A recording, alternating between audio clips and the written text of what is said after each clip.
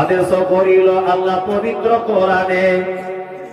আর বিবাহ করিতে যত আদম সন্তানের, কোরআনে আদেশে আল্লাহ যদি না করিত মানুষের বংশ সব ধ্বংস হয়ে যেত।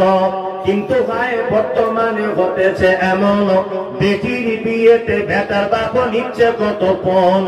কেহ সোনা দানা নিচ্ছে, কেহ টাকা করি, কেহ জমি জায়গা নিচ্ছে, কেহ নিচ্ছে বাড়ি। আবার কত বাপজি বলে নিব না গোপন। আর বেটা বেটি সাজিয়ে দিকি বিয়াই আপন। টাকার বেলা সাধু সাজে, জমির বেলা চোর।